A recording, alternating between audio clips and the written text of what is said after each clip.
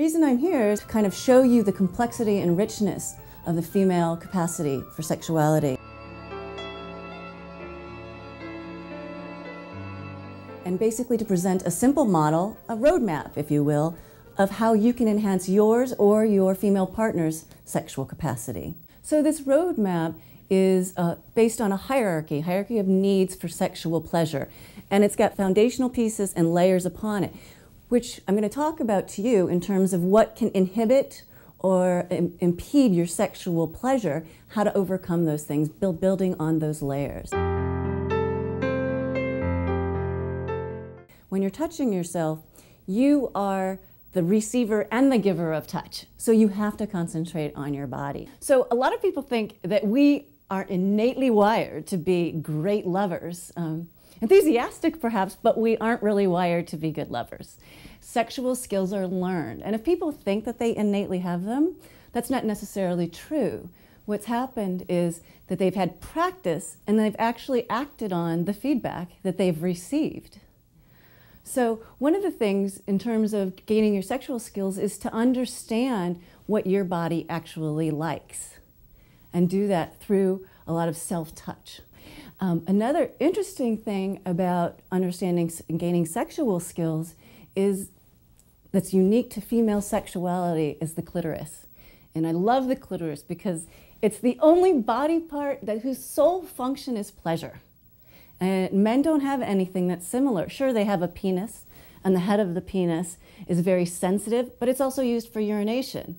We as women have this body part that solely is to give and receive pleasure. Research has shown with partner sex, sexual satisfaction increases when they know that their partner accepts their preferences and needs.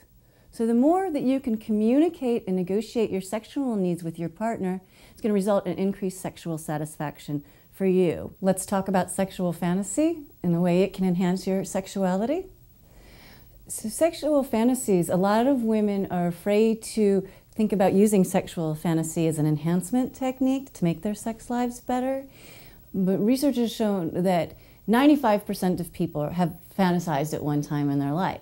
And some of the benefits is that sexual fantasies allow us to actually try out behaviors we may be a little scared to ask our partner for, try out first in your head. An interesting fact is that women tend to use fantasies more when their sex lives are going well, whereas men tend to fantasize more when their sex lives are going bad. So women tend to fantasize more when their sex lives are good because they're drawing on the richer experiences they're having versus when their sex lives are bad and they don't have that to draw on.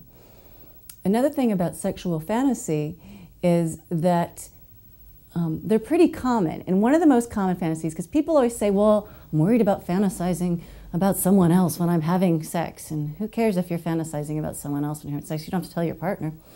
But if you think about it, the #1 most common reported sexual fantasy is thinking about your current partner. And doesn't that make sense? Because you've had enjoyable experiences with that person. So when you need to get aroused, you're going to think back to those prior experiences where you enjoyed yourself, and it's going to be with that current partner.